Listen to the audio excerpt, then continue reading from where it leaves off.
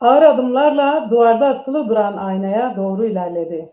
Elleriyle yüzünü, solgun yanaklarını yokladı. Bir zamanlar Koca Yusuf'un konağında parlayan, ay yüzlü kızdan geriye feri sönmüş gözler ve ince bir sitem kalmıştı. Eğilip yüzüne su çarptı. Suyun serinliğini tenine değdiğinde sanki son bir kez hayata tutunmak ister gibi ürperdi. Doğrulup aynadaki aksine uzun uzun baktı. Gözlerinde ne korku vardı ne de pişmanlık. Sadece derin bir hüzün.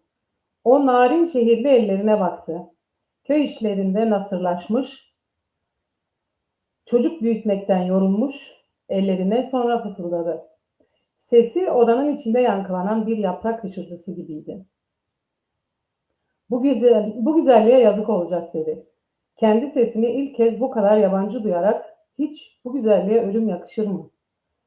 Aynadaki yansıması ona cevap vermedi ama Naile o an her şeyi kabullenmişti. O güzellik sadece kendine değil, ona yüklenen ağır rollere, ocak tütürme bedellerine ve bitmek bilmeyen beklentilere de bir vedaydı. Naile aynada gördüğü son görüntüyle birlikte aslında tüm gençliğini yaşayamadığı çocukluğunu ve geride bırakacağı 5 yetimini yüreğine gömdü. Annem öldüğünde henüz 18 aylıktı. Bir çocuğun zihninde anne, ses, koku ve sıcaklıktır. Benim hafızamda ise o ses sustu, o koku uçtu, o sıcaklık buz kesti. Herkes geçer dedi ama geçmedi. Sadece o boşluğun etrafında yeni bir hayat kurmak zorunda kaldım. Annem ailenin 26 yaşında bu dünyadan göçüşü benim için de hiç bitmeyecek bir kışın başlangıcıydı. Çocukluğum boyunca diğer çocukların anne diye seslenişleri yüreğime saplanan keskin bir ok gibiydi. Bayramlarda, okul müsamerelerinde, ilk gençlik sancılarında hep eksikliğini omuzlarımda taşıdım. Onun kokusunu hiç bilmedim ama her taze ekmek kokusunda veya her temiz çarşaf serişinde sanki yanındaymış gibi hissettim. Resmine her baktığımda ona sormak istediğim binlerce soruyu sessizce kendime sordum. Kalabalık bir ailenin içinde olsanız bile annesizlik sizi görünmez bir fanusun içine hapseder. Koca Yusuf dedemin dizinin dibinde bile olsam gözlerim hep kapı eşiğinde bir hayali aradı. Pekan TV ekranlarından iyi akşamlar. Ben Mehmet Gezen. Yeni bir edebiyat programında birlikteyiz. Bugün erkek egemen toplumda gelenek ve göreneklerin gölgesinde kendi içini açma cesareti gösteren bir kadın konuğu ağırlıyoruz. Bugünkü konuğumuz Semra Pektopal. Semra Pektopal'la söyleşiye geçmeden önce birkaç hususu dile getirmek istiyorum. Bugünkü programımızı iki moderatörle yöneteceğiz. Zahide Kanat Yıldırım arkadaşımız bugün bize yardımcı ve desteklerini sunacaklar. Kendilerine bu nazik tutumlarından dolayı teşekkürlerimi sunuyorum. Bir başka konu ise 15 Mayıs Kürt Dili Bayramı. Bu anlamda biz Pekan TV olarak bu anlamda günde yüzyıllardır sürdürülen baskı, asimilasyon, inkar, görmezden gelme ve kültürel kırım politikalarına karşı Kürt halkını ve Kürt dilini, kültürünü, edebiyatını yaşatmak için emek veren, mücadele eden herkesi saygıyla selamlıyor. Kürt Dil Bayramı'nı kutluyoruz. Bu arada 16 Mayıs günü Ahmet Heval'in moderatörlüğünde Kürt Dili Bayramı üzerine bir program yapılacaktır. Pekan TV ekranlarında bu programı kaçırmayacağınızı umuyor.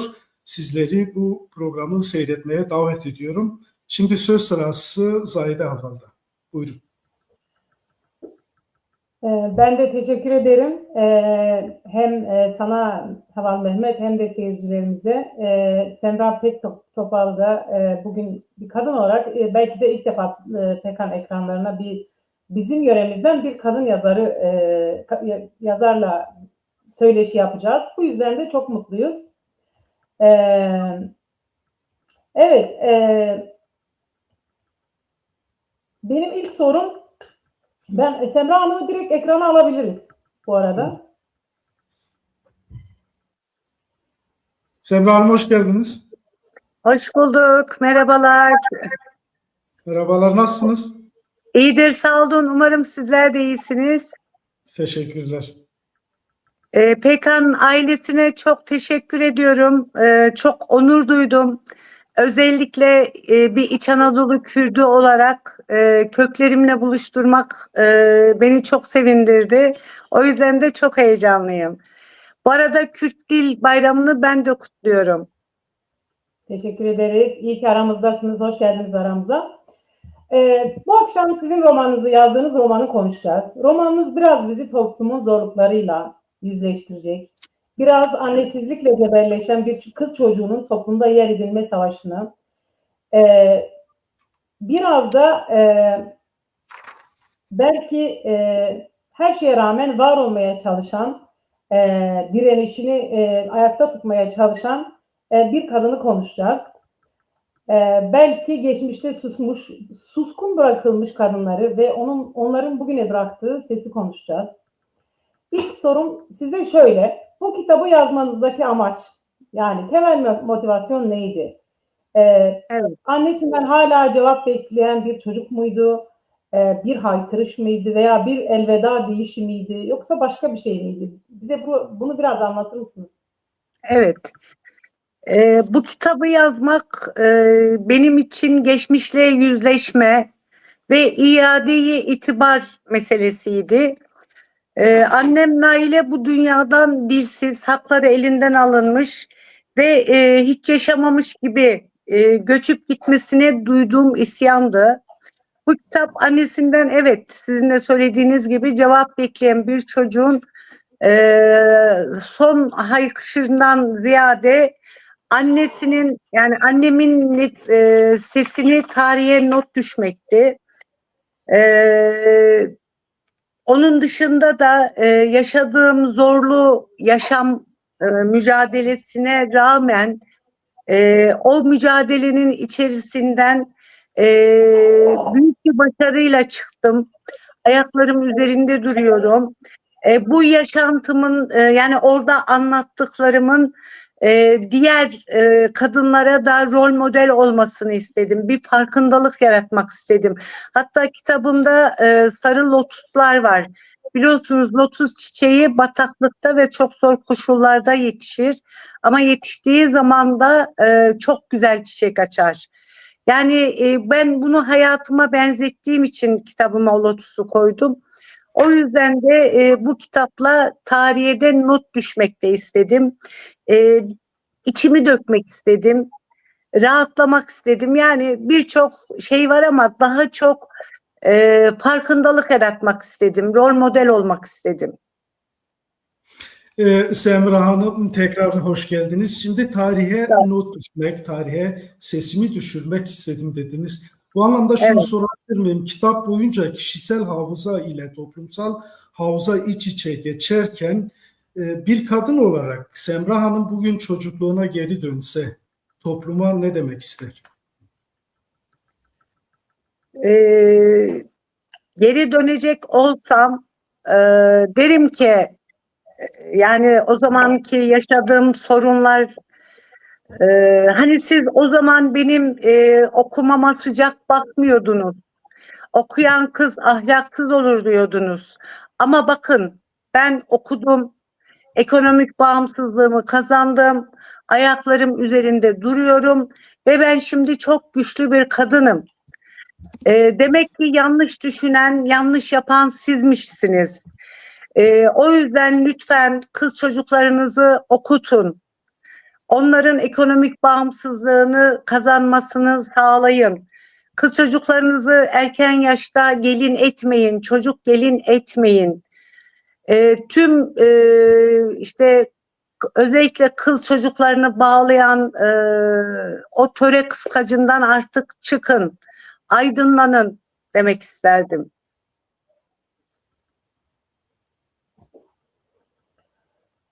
Evet, hepsi kurduğunuz bütün cümlelerin aslında biz kadınlar için çok derin ve büyük anlamları var. Hepimiz içine farklı farklı şeyler koyabiliriz. Hakikaten de kadın olmak zaman zaman zor. Bazen çok büyük sorumluluklar gerektiren bir şey. Biz sorularımıza devam edelim. Bir sonraki sorum, Yine kitabınızdan esinlenerek yazmışız bu soruyu da. Her şeyi çok eskiden, henüz hiçbirimizin kalbi bu kadar yorgun değilken başlamıştı. Kalbi Evet. yoran şey zamanın kendisi midir? Yoksa insanın o başlangıçtan bu yana biriktirdiği farkındalıklar ve bilgiler midir? Hangisi daha çok Evet. yorar bizi? Evet. Ee, Kastettiğim şey burada zamanın geçişinden ziyade farkındalığın ağırlığıdır. Bilgi, bilinç, konforu uykudan uyandırır. Ancak uyandıktan sonra gördüğünüz adaletsizlikler de kalbi çok yorar. Öyle bir zaman gelir ki keşke bu kadar bilinçli olmasaydım dersiniz. Yani benim açımdan böyle cevaplamak daha şey geldi. Evet. Tamam, biz hemen aynen bu minvalde gidelim. Kitabınızın bir yerinde şu cümleyi kurdunuz. Şehirli narin bir kızın daha kendi çocukluğunu yaşamadan kucağına bir çocuğun verilmesi sessiz bir çığlıktır diyorsunuz. Sessiz bir çığlık bir boyun eğme midir? Yoksa kelimelerin hükmünün kalmadığı bu dünyada yapılabilecek en son radikal direniş biçimi mi? Aslında sözün bittiği yerdir. Çünkü kız çocuklarına özellikle, yani şu anda da öyle ama geçmişte daha çok böyle hani kız kısmıdır, konuşmaz, kız kısmı susar. Yani zaten hiçbir şekilde kendisini savunma hakkı verilmedi. O yüzden de bir kız çocuğu bir başkasına, yani gelin diye verildiğinde ona itiraz etme hakkı mümkün değil, yoktu. Boyun eğerdi ve buna sessizce bir kabulleniş içine girerdi. Annem de öyle olmuş zaten. Hiç istemediği halde okumak istemiş benim annem. Çok da zeki bir çocukmuş. Öğretmenleri de okuması için çok ricada bulunmuşlar. Ama ne yazık ki dedem okutmamış. Daha 13 yaşındayken nişanlamıştı. 14 yaşında da gelin etmiş. Ve annem tüm isteklerini içine gömmüş ve bir anlamda sessiz protesto diyeyim. Sessiz bir kabullenişe girmiş yani. Ne yazık ki hep böyle zaten Mehmet Bey. Anladım, teşekkür. Teşekkür ederiz. Doğru söylüyorsunuz. Biz kitabın içinden sorular soracağız ama birazcık da hani seyircilerimizin biraz konuyu anlamaları için neden bahsettiğimizi, hangi hikayeyi anlattığınızı birazcık bize kabataslak Semra Hanım nasıl bir hayat yolu yürüdü? Bunu biraz anlatır mısınız bize kısaca? Tabii ki, tabii ki. Kitabım 1914 yılından başlıyor. Baba tarafım benim Erzurum Tekman, anne tarafım da şimdi Ardahan oldu da Kars Göle'den. 1914 yılında İç Anadolu'ya doğru göç etmek zorunda bırakılıyorlar. Ve o göç etmenin tüm acılarını, tüm sancılarını yaşıyorlar.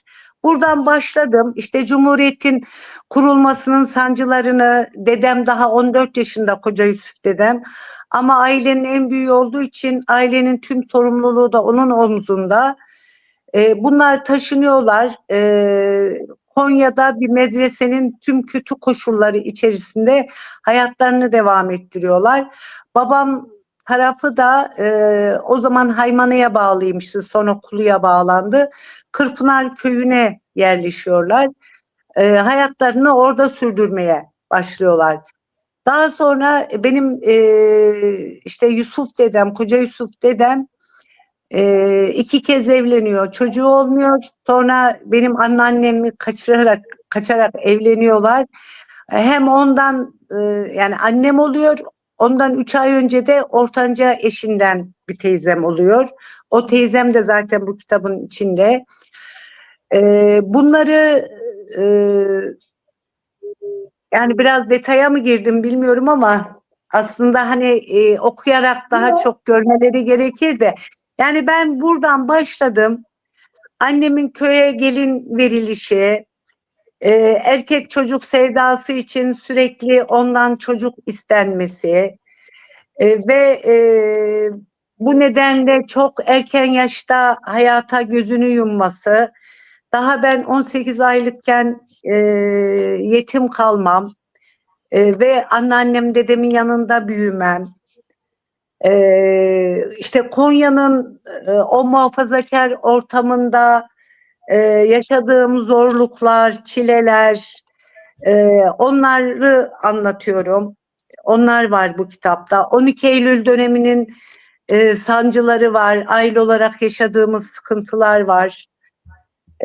En çok da işte kız çocuğunun okumaz, okuyamaz denmesine karşı bir mücadelem var.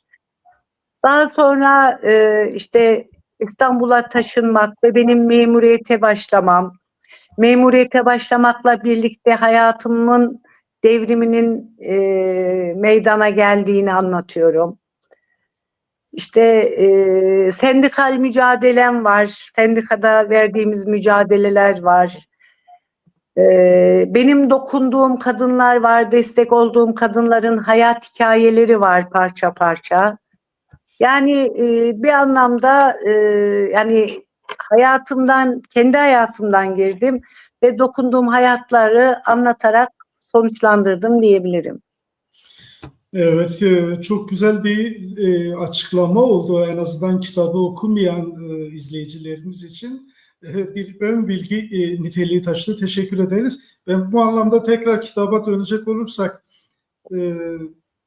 şöyle bir vurucu bir cümleniz vardı. Arkasında sadece buğulu bir ayna ve bitmemiş bir ömür bıraktı diyorsunuz. Peki ya Evet. şimdi? Peki ya şimdi o buğulu aynada ve neler görülür? O buğu silindi mi? Bence belki de silinmedi, sadece zamanla şeffaflaştı ve bize arkasındaki asıl hakikati, yani o direnişin ve emeğin gerçek yüzünü göstermeye başladı. Yani bana çok güzel bir ayna oldu, ışık tuttu. Ben o ışığın öncülüğünde yürüdüm, yani öyle söyleyeyim. Yani o buğunun silinmediğini düşünüyorum, sadece şeffaflaştı. Biraz Ve daha bizim de şeffaflaştı. arkasındaki hakikati ve verilen emeği, direnişi görmemizi sağladı. Evet. Biz kitabın içinden sorularımıza devam edelim. Bugün bakıldığında toplumun ve geleneklerin vicdanında yargılanması gereken en büyük suçtur. Şehirli narin bir kızın daha kendi çocukluğunu yaşamadan kucağına çocuklar verilmesi, onun ruhunda açılan derin yaraların sessiz bir çığlığıydı. Sessiz bir çığlık bir boyun eğme midir, yoksa kelimelerin hükmünün kalmadığı bir dünyada yapılabilecek son ve en radikal direniş biçimi midir? Evet, aslında az önce ona benzer ya da yakın şeyler konuştuk. Narin ve dediğim gibi annem, yani hiç çocuk olmamış, sonra teyzem ve annem olmuş. İkisi de çok narin bir şekilde büyütülmüş ve ikisi de aynı yaşlarda komşu köylere verilmiş. Bu bir boyun eğme değil, kelimelerin hükmünün kalmadığı, adaletin uğramadığı bir dünyada bedenin verdiği en sessiz ve en radikal acı çekme biçimidir diye düşünüyorum. Yani annemin ölümüne bu acıların da neden olduğunu düşünüyorum. Anladım. Semra Hanım, şimdi biz yayına hazırlık yaparken ilginç bir paragraf vardı. Ben ondan bazı sorular aldım. Bu paragrafı izninizle bir okumak istiyorum. Sonra yavaş yavaş sorularımıza geçeceğiz. Annemin yokluğu benim içimde hiç sönmeyen bir kor gibi yandı durdu. Ama o kor zamanla başkalarının hayatını ısıtacak bir ateşe dönüştü. Onun mezarını yaptırdığım gün aslında sadece taşa toprağa değil, kendi yaralı çocukluğuma da veda ettim. Ben onun yaşayamadığı baharını, yarım kalan ömrünü her gün biraz daha güçlenerek ve başka kadınların hayatına dokunarak tamamladım.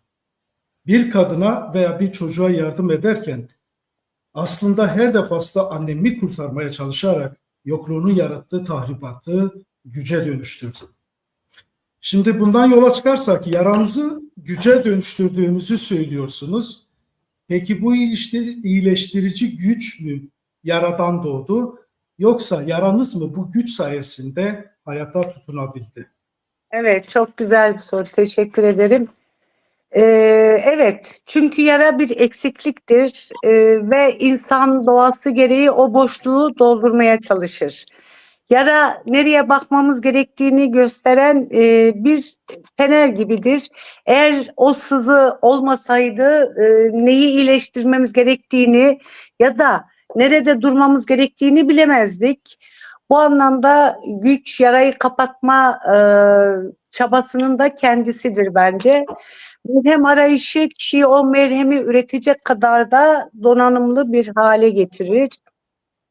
Ya da bir motivasyon kaynağına dönüşür. Özellikle geçmişten gelen eksik bırakılmışlıklara veya haksızlıklarla şekillenen bir yara varsa o yara size bir daha asla dedirtir.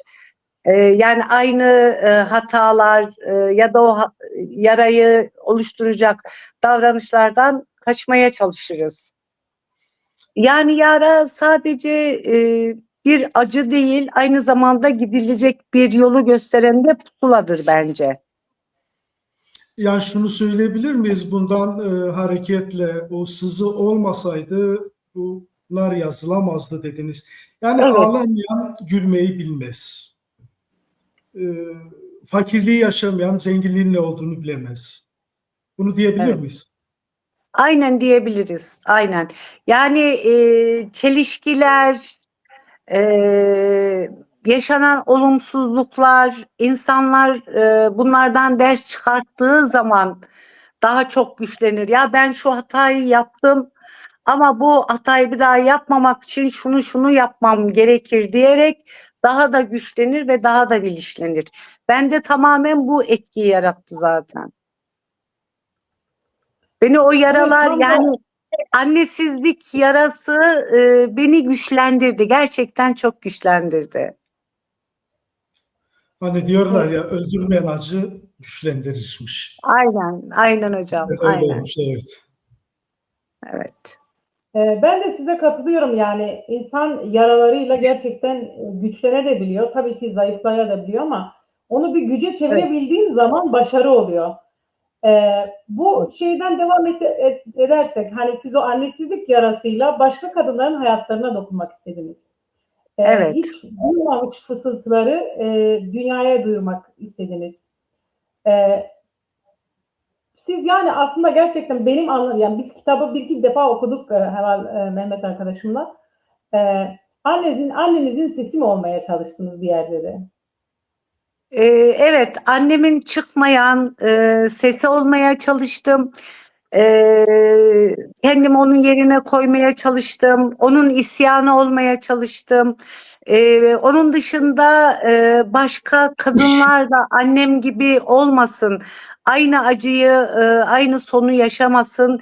Yine onların çocukları da benim gibi annesiz kalmasın diye düşünerekten e, yani bu yardımlar, bu destekler, hani kadınların yanında bu kadar çok yer almamın en büyük nedenlerinden biri de bu yani. Değil mi? Evet. Semra Hanım, şimdi annenizin mezarını yaptırdığınız gün kendi yaralı çocukluğunuza da veda ettiğinizi söylediniz. O Evet. toprağın altına sadece annenizi mi koydunuz, yoksa o küçük kızın kurtarılmayı bekleyen umutlarını da oraya bırakıp sadece bir kurtarıcı olmayı dileyen Semra Hanım? Evet. Annemin mezarını yaptırdığım gün kurtarılmaya bekleyen o çaresiz küçük kızı da o toprağın altına bıraktım. Artık kurtarılmayı bekleyen değil, kendi hayatını ve başkalarının hayatının kurtarıcısı olmayı seçtim Mehmet Bey. Öyle söyleyeyim yani.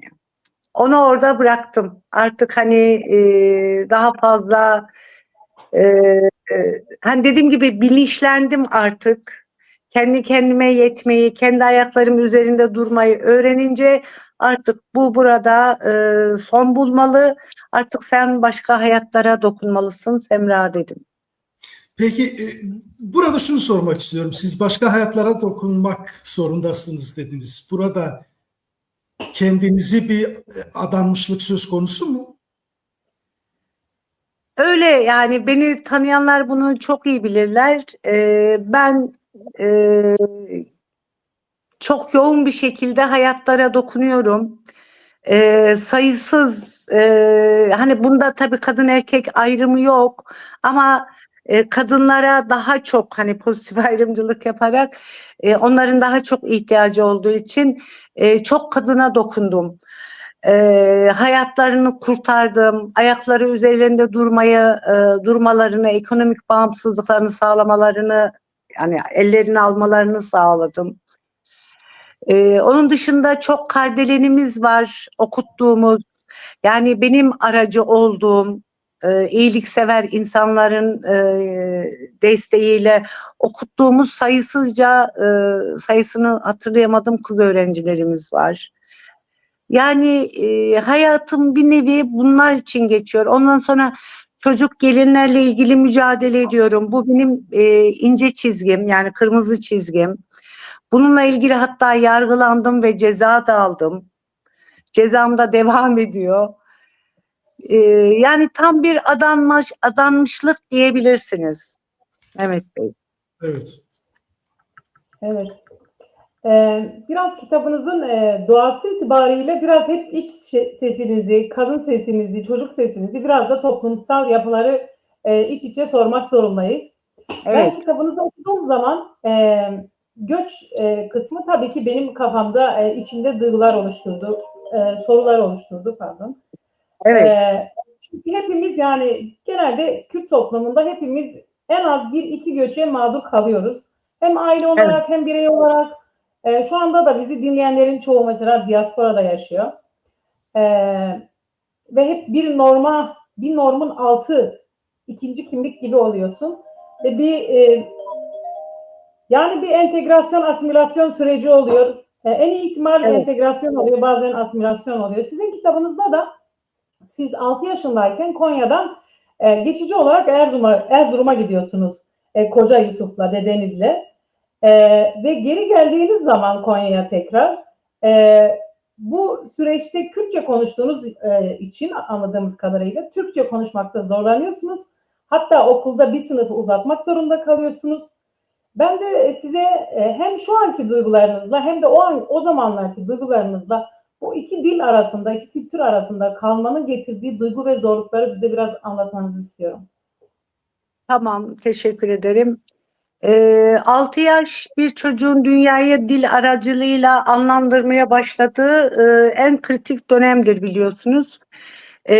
Konya ve Erzurum arasındaki bu gidiş ve dönüş hani kilometrelerle ölçülecek bir mesafe değil. İki farklı ağız, iki farklı gelenek ve iki farklı ifade biçimi arasında kaldım ben. Hem bizim İç Anadolu Kürtçesini unuttum oraya gidince, hem Türkçeyi unuttum. Tamamen oranın ağzına hakim oldum, Kürtçesine hakim oldum. Döndüğüm zaman da okula beni almadılar Türkçe bilmiyorum diye. Bir yıl geç gittim. Tabii bu bütün eğitim hayatımı etkiledi. Kendimden hep bir yaş küçük çocuklarla okumak zorunda kaldım. Ama onun dışında da yani böyle sanki içime sıkıştım, içime döndüm. Birinci sınıfa giderken de o anlamda çok tutuktum. Yani biraz zor alıştım, öyle söyleyeyim. Hani bu dışlanmışlık beni bayağı bir sarsmıştı. Yani o zamanki şeyle çok onun belki farkında değildim ama ilerleyen zamanda bunu anladım ki evet, beni çok zorlamış bu dışlanmışlık. Onun dışında da zaten biz Konya'da yaşadığımız sokak Kürtler Sokağı diye geçerdi bizim. Biz her şekilde dışlanırdık. Her şekilde. Yani çarşıya gittiğimizde dışlanırdık. Başka bir sokağa gittiğimizde dışlanırdık. Okulda zaten dışlanırdık. Hep ikinci sınıf insan muamelesi görürdük. Bu da hep şey yapardı bizi, yani ister istemez birbirimize daha çok kenetlenmemizi, daha çok bir arada durmamızı sağlardı. Mesela ben derdim ki ben kesinlikle Türk biriyle evlenmem. Böyle diyordum yani, o kesinlikle bakıyordum. Ama sonra hayat tabii farklı yerlere götürdü. İyi ki de götürmüş yani. Bizi cidden çok e, dışladılar ve farklı kalıplar içine soktular. Biz hep böyle yaşadık. Hatta e, eşimin ailesi ben Kürdüm diye beni istemiyor. Annesi daha doğrusu ha Kürt ha Çingene diyor yani. O derecede sıfatlandırıyor yani. Sonra gelip evimizi falan görünce de çok utanıyor ve mahcup oluyor tabii. Semra Hanım dışlanmışlıktan bahsetmişken ben onu izninizle sormak istiyorum. Bu dışlanmışlık ruhunuzda nasıl bir iz bıraktı? Yani nasıl söyleyeyim, mesela şu anda sizlerle birlikte olmak, hani diyorum ya, İç Anadolu Kürtleri olarak sizlerle olmak o kadar bana büyük bir mutluluk ve haz verdi ki bunu anlatamam. Köklerimi buldum yani. Dışlanmışlık yani böyle kendi başınasınız. Sizin kültürünüzden insanlar yok. Dışlanmışlık. Hep bir eksiklik var yani. Hep bir hasret var. Ee, Ben de bu böyle oldu yani, öyle söyleyeyim. Gene yakınlarımla bir aradayken o dışlanmışlığı bir arada çözebiliyorduk, tolere edebiliyorduk. Ama böyle ben ayrı bir yerde olunca e, çok da çözemiyorum.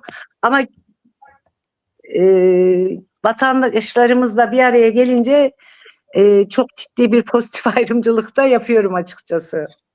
Hemen burada şeyi düzeltmek istiyorum. Az önce Çingene dediniz, sizi ve Pekan TV'yi bu söylemden tenzip ederek böyle bir şeyin olamayacağını Tabii ki, tabii bildirmek, ki. Yani onu da bildirmek istiyorum. o Evet, zamanki kaynanamın söylemini aktardım. Tabii bundan kesinlikle. sonra çok mahcup oldular, özür dilediler.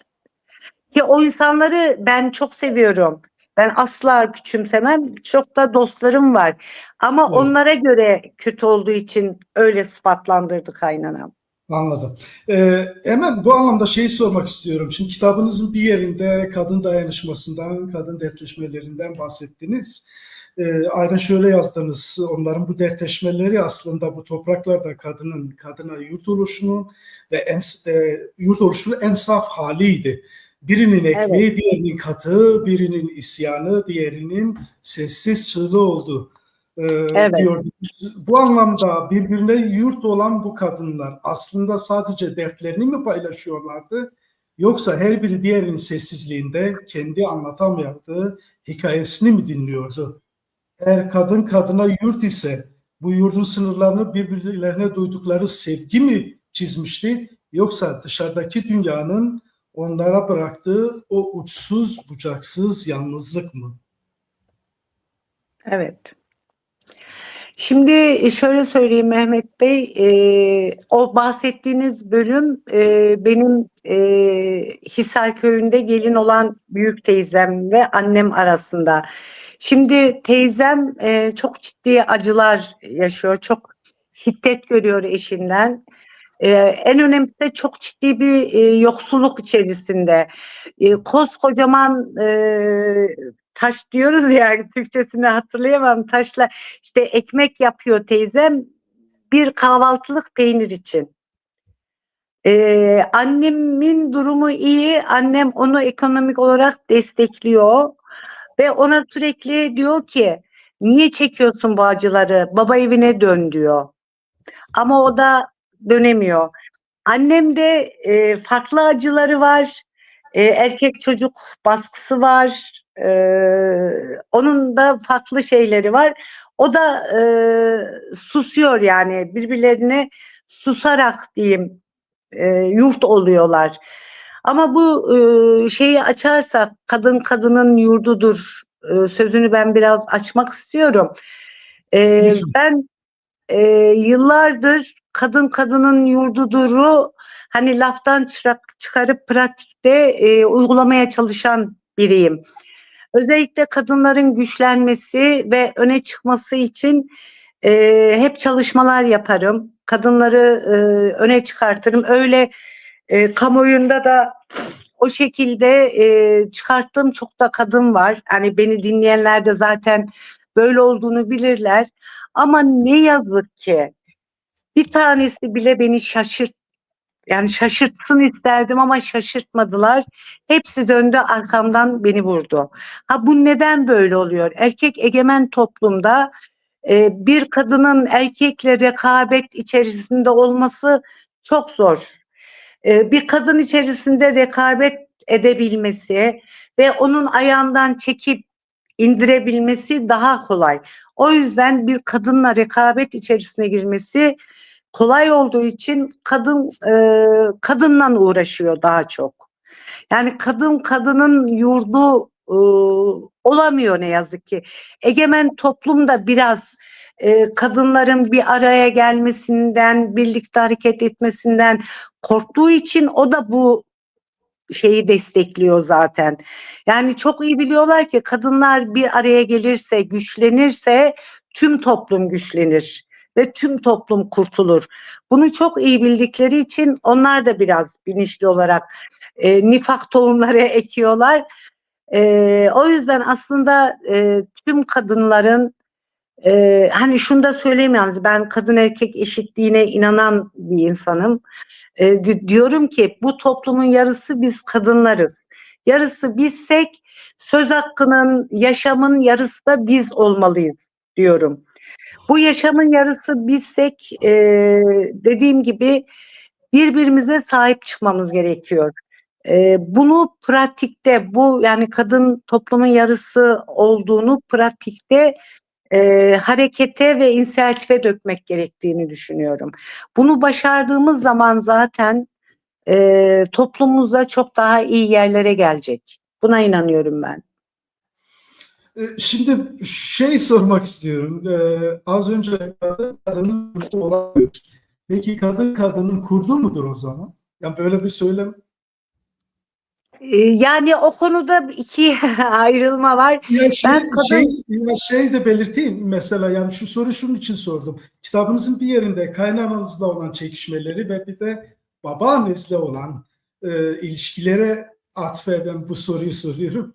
E, Bu konuda ne söylemek istersiniz? şimdi şöyle söyleyeyim, evet babaannem hani tabii ki ben o zaman çocuktum ama hani benim annemle yaşadığı ve Türkan annemle yaşadıklarından yola çıkarsam yurdu değildi yani. Hani öyle söyleyeyim. Kaynanamla ilgili de şey yaparsak ben hep ona farklı gözle baktım. Çünkü o da çok ezilen bir kadındı, şiddet gören, aldatılan bir kadındı. O yüzden hani ben de sevilen ve değer gören bir kadındım eşimden dolayı. Biraz problemler oldu fakat ben bunu hep anlayışla karşıladım. Empati kurdum. Ve zamanla o da hatasını anladı ve öz eleştiri yaptı. Özür diledi benden o yaşına rağmen. Ve sonra biz birbirimizin yurdu olduk. Öyle söyleyeyim. Yani kadınların nasıl diyeyim, yani yurdu olma savunması daha çok kadın hareketinin gelişimiyle bilince çıkmış bir düşünce. Ama inanın o kadın hareketinin içinde bile o söylemi durmadan söyleyen ama bir yerden sonra da kadının kurduğu duru pratikte uygulayan kadınlar da gördüm. Yani bunu biraz içselleştirmek gerekiyor. İçselleştirilmediği için de söylemde kalıyor daha çok. Öyle Evet. düşünüyorum. Yani ciddi anlamda biz ne zaman birbirimizin yurdu ve kız kardeşi olmayı başarırsak toplumda çok ileri düzeylere geleceğiz yani.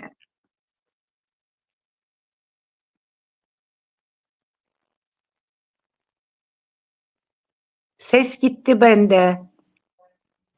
Pardon. Şimdi geliyor sesim. Geliyor. Geldi. Evet, ben şunu eklemek istiyorum o söylediklerinize. Yani kadın özgür değilse, eşit yaşamıyorsa, baskı altındaysa, kendini var edemiyorsa, sevilmiyorsa, belki de gücü başka bir kadına yettiği için onun kurdu Aynen. olabiliyor, onun kurdu olamıyor. Aslında o da sistem olarak bakarsak o da aslında bize bağlı değil. Direkt bizden kaynaklanan bir şey değil. Belki reaksiyon olarak bize ait ama temeline inersek yine de sistemin getirdiği bir şeydir. Çünkü ben bunu görüyorum yani genelde kendisini var edememiş, sevilmemiş ya da özgür olamamış kadınlar başka kadınlara zorluklar yaratır. Ama tam tersini yaşamış kadınlar daha destekçi, daha kucaklayıcı, daha yurttur yani kadına. Evet. Ben de kitabınızdan gene devam edeyim. Koca Tamam. Yusuf'tan yani aslında kitabın başrolü diyebiliriz dedeniz için. Bahsederken onun için sarsılmaz köklerim diyorsunuz. Ama onun köklerine yeterince inmiyorsunuz. Bu bilinçli bir tercih mi? Resmi bir ideolojinin dışına çıkmama isteği mi? Veya bu konuda bilgi sahibi olmadığınız için mi? Bir daha tekrarlayabilir misiniz? Gitti bir ara. Tabii. Dedim Koca Yusuf yani dedeniz sizin kitabın başrolü diyebiliriz. Onun için onun hakkında yazarken, konuşurken sarsılmaz köklerimdi diye birkaç defa tekrarlıyorsunuz Evet, bunu. evet, evet. Ama köklerine çok bilmiyorsunuz. Ben de sormak istiyorum. Köklerine inmemenizin sebebi yani bu konuda biraz daha derinleşmemenizin sebebi bir tercih mi? Bir resmi ideolojinin dışına çıkmama isteği mi yoksa başka fazla bir bilginiz mi yok bu konuda? Onun kökleri Evet, evet. hakkında yani. Evet. Ya şimdi çok üzüldüğüm hani ah vah dediğim bir konu bu. Koca Yusuf bana çok anlatırdı. Hani kökleri, geçmişi çok anlatırdı. Not almamak hani bildiğimiz bir şey değildi o zaman not almak. Çoğu şeyi inanın unutmuşum. Hafızamı zorladım. Biraz daha hani o zamanı derinleştirmek istedim. Ama çok şeyi unutmuşum. Unuttuğum ve not almadığım için de ne yazık ki üzüldüm. Yoksa onun dışında şeye inmemek değil yani benim hani resmi ideoloji ya da hani memuriyetimden dolayı bir çekince falan değil yani. Ben hatırladığım, aklımda kalan her şeyi samimi bir şekilde korkusuzca yazdım. Hani sadece bazı mahremiyeti olan e, konular dışında diyeyim. Her şeyi cesurca yazdım. Hatta yazdıktan sonra bana işte eşim olsun, kardeşlerim olsun ya işte tepki alacaksın. Mesela babaannemle ilgili yazdığım konuyla ilgili. Çünkü babaannem çevremizde çok sevilen ve çok saygı duyulan bir insan. Ama ben farklı bir tellik adı da telle biliyorsunuz ismi. Farklı bir telle anlattım orada. Neden? Çünkü ben onu yaşadım. Onlar yaşamadılar ama ben yaşadım. 8 yaşında olmama rağmen orada örnekte birinde var ben yaşadım. Ve o yaşımda beni çok etkiledi ve bende travma yarattı bu. Onun dışında işte abimle ilgili olan sorunla ilgili de abimin tepki duyacağı söyleniyor. Ama ben yaşadım. Yani bunlar yaşandı. Yaşanmamış şeyleri, yaşanmış şeyleri yaşanmamış gibi yapamazdım yani. Cesurca, korkusuzca, samimi bir dille yazdım yani. Tamam. Hemen bu bağlamda şey sorayım. Çok cesurca, korkusuzca yazdım diyorsunuz. Peki neden içinizi bu kadar açtınız? Yani aslında başından da söyledim bir iç hesaplaşmaydı bu. Hani söyleyemediğimiz şöyle diyeyim daha doğrusu biz hep aynı coğrafyanın insanıyız eminim aynı şeyleri yaşadık. Hep sen çocuksun sus, sen kızsın sus. Hep susturulduk ve sindirildik. Yeterince kendimizi ifade edemedik. Yani demek ki bu bende herhalde yer etmiş. Beni tanıyan herkes çok iyi bilir ve hep şey derlerdi ya kalemin çok iyi Semra yazsana bir kitap falan derlerdi. Yani yıllardır hep bunu söylerler. Mesela sendikanın bildirileri falan hep bana yazdırılırdı. Ben konuşmaktan daha çok yazarak kendimi rahat ifade edebiliyorum. Söyleyemediklerimi daha rahat ifade edebiliyorum. Benim için bir anlamda iç dökmekti. Öyle söyleyeyim hocam. Ve zaten o kadar hızlı ve bir çırpıda yazıldı ki o kitap. Geriye dönüp baktığımda da bir sürü de unuttuğum, yazmadığım eksiklerimi gördüm hatta. Çok hızlı aktı. Yaşar Kemal'e bu konuda şeyi var. Ya hocam ne ara ne zaman yazdın diye sorarlarmış. Ya önce kafamda yazdım, kağıda dökmek kolay oldu demiş. Ben de aynen öyle kafamda yazdıklarımı bir çırpıda döktüm. Bir iç hesaplaşma oldu benim açımdan yani. Unuttuklarınız oldu mu? Oldu, oldu. Yani dediğim gibi ben kitap çıktıktan sonra ya bir okuyayım dedim. Okuyunca şunu da unutmuşum, bunu da unutmuşum dediğim şeyler oldu. Ha bilinçli olarak yazmadığım, dediğim gibi mahremiyeti olan yazmadığım şeyler de var.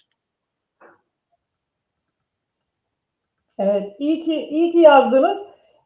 Sonra hani ikinci cildini çıkarıyor yazarlar. Eklemelerinizi yapıp tekrar çıkartırsınız inşallah. Ben zevk aldım. Kadın olarak okumaktan çok büyük zevk aldım. Teşekkür ederim. Yine kitabınıza dönmek istiyorum. Kitabınızda 12 Eylül'den de bahsediyorsunuz. Belki bu konuya çok derin girmiyorsunuz. Biraz ucundan değiniyorsunuz.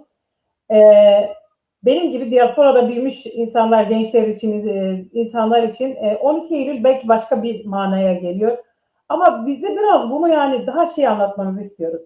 12 Eylül'ü nasıl yaşadınız? Ve de bugünkü iklimle, ortamla bir bağ kurabiliyor musunuz? Evet. Evet, 12 Eylül bir şey mi sordunuz? Ha, 12 Eylül sadece yaprakta bir takvim değil ne yazık ki. Bu ülkenin ruhuna ve bedeninde insanların derin izler bırakmış dondurucu bir kış uykusuydu bana göre. Ben o zaman 12 yaşında olmama rağmen bunu çok acı hissettik.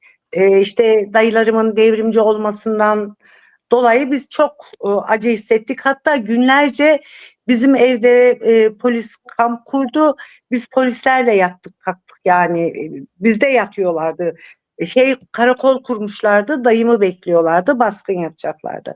Yani biz çok acı çektik o dönemde. Ama o acılara rağmen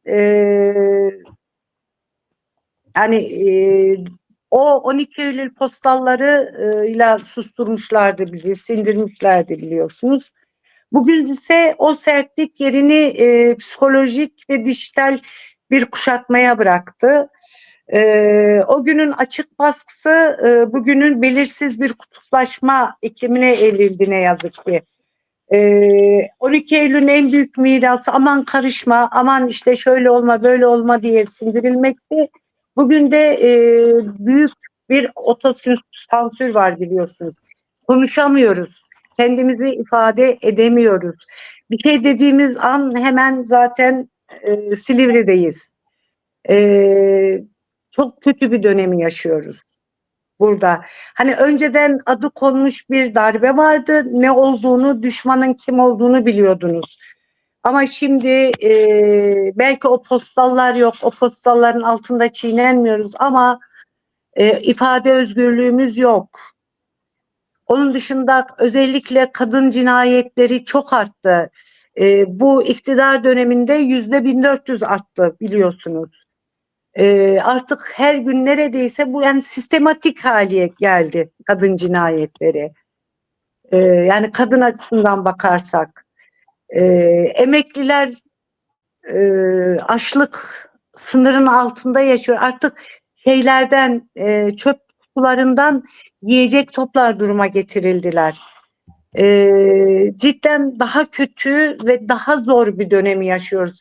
O zaman tamam insanlar üzerinde 12 Eylül silindiri geçti ama hiç olmazsa bu kadar ciddi bir dejenerasyon yoktu. O dönem daha kötü. Evet.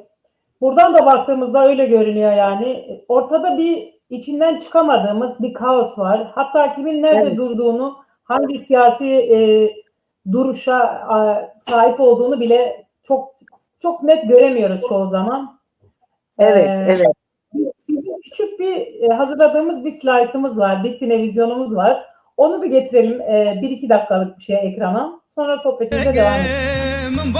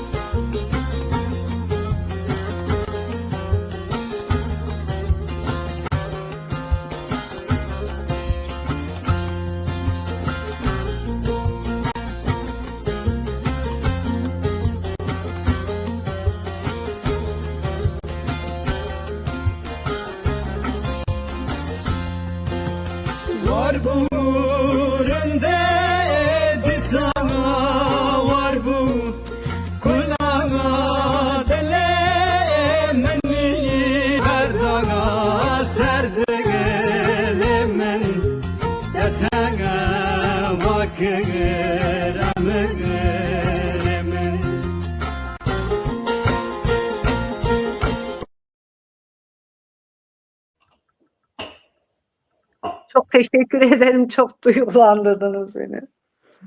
Yeri gelmişken bu resimleri biraz bize anlatır mısınız? Yani kitabımda öne çıkan kişilerle ilgili yani insanların hani merak edeceğini düşünerekten onları koydum oraya. Anladım. O zaman şunu sorayım. Eserinizde kendi baharını yaratmamış kadınlardan bahsediyorsunuz. Evet. Siz kendi baharınızı yarattınız mı? Evet, evet. Şimdi bahar dışarıdan gelmesini beklediğimiz bir mevsim değil. Aslında kendi içimizde, kendi emeğimizle ve direnişimizle inşa edebileceğimiz bir ruh halidir biliyorsunuz. Yani bu soruya bir yazar hem de bir kadın olarak verdiğim yanıt çok net. Evet, ben kendi baharımı yarattım. Ama bu baharımı yaratmak öyle sanıldığı gibi kolay olmadı. Sadece çiçekli yollardan geçerek gelmedi. Benim baharım geçmişin tozlu raflarında kalan, anlatılmamış hikayeleri gün yüzüne çıkarmanın verdiği o hafiflik var. Onu söylemek isterim. Anneme olan vefa borcumu öderken aslında kendi köklerime su yürütmüş de oldum. Yani bu şekilde de baharımı yaratmış oldum yani. Bunu söylemek isterim. Onun dışında en büyük bahar bana göre bir kadının toplumsal tabuları yıkması, sen yapamazsın diyenlerin baskısı altından sıyrılıp kendi sesini bulmasıdır. En büyük bahar da, en büyük uyanış da bana göre budur yani. Kadınların hayatına dokunmak, onlarla birlikte sosyal alanlarda omuz omuza mücadele etmek baharı da toplumsallaştırdı bana göre. Yani Kürt hareketinde de bu öyle olmadı mı zaten? Yani Kürt kadınları daha önce hani bilirsiniz geleneklerimiz çok ağır. Erkeğin yanında konuşulmaz, erkeğin yanında yemek yenilmez, erkeğin yanında çocuk kucağa alınmazken Ama Kürt kızları bilinçlendikçe, siyasi bilinç kazandıkça ne yaptılar? Kendi baharlarını yarattılar. Yani bu böyle bilinçlendikçe, kuşandıkça, aydınlandıkça kadınlar kendi baharlarını yaratabiliyorlar. Ben de baharımı yarattığımı düşünüyorum yani. Evet. Herkesin bir kışı mutlaka var ama bahar sadece bir kışı terk etme cesaretini gösterenlerindir diye düşünüyorum. Gerçekten öyle, evet.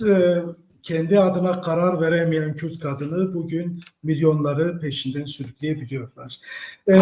Ben şunu sormak istiyorum. Kitabınızın bir sayfasında eğer deri kokarsa tuzlarız. Peki ya tuz Evet, kokarsa, peki ya tuz kokarsa günümüz evet. siyaset arenasında bunu nasıl değerlendirirsiniz?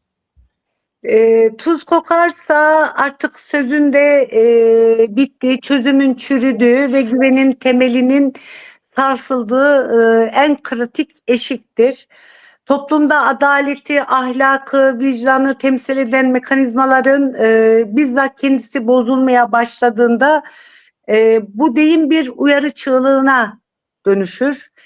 Bu derin soruyu yani tuz bozulmayı önleyen şeydir biliyorsunuz.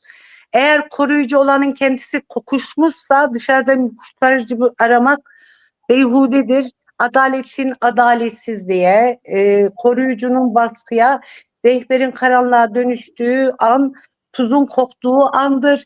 Hatta bugünle bunu özdeştirmek gerekirse Türkiye'de tuz ne yazık ki çoktan beri koktu. Ne adalet var, adalet yok. Artık bu siyasi iktidarın bürolarına döndü mahkemeler. Tuz çoktan koktu ama ne yazık ki biz örgütlü olmadığımız, bir bütün olarak birlikte hareket edemediğimiz için hala tek o dediğimiz ya da işte siyasi iktidar tarafından böylesine yönetiliyoruz. Öyle söyleyeyim. Evet, Yani çok da giremiyorum kusura bakmayın yani yok yok devlet memuru olduğum için yok, güzel diyecek şey açıkladınız. çok fazla da. Güzel açıkladınız. Bu Ahmet Pek Topal'ın bir yorumu var. Ay, eşim o benim Eşiniz, eşidim evet, evet. e, Semra Hanım kitabında yaşadığı zorlukları ve töre geleneklerini yazmış. Ama ben Konya doğumluyum. Konya geleneklerine göre büyüdüm. Benim hayatımın devrimi Semra ile evlendiğimde başladı. Kürt halkının geleneklerini, göreneklerini saygı, sevgi, bağlılığı müthiş biz Türklerde yok maalesef. Kendisine bu nazik yorumundan dolayı teşekkür ediyoruz. E, Sözü Zahire Abal'a bırakıyorum. Evet. Orada ben kısa bir Teşekkür şey ederim. söylemek istiyorum. Lütfen Gerçekten buyurun. eşime sevgilerimi, saygılarımı gönderiyorum. Çünkü yanımda değil, o diğer evde. Emekli olduğu için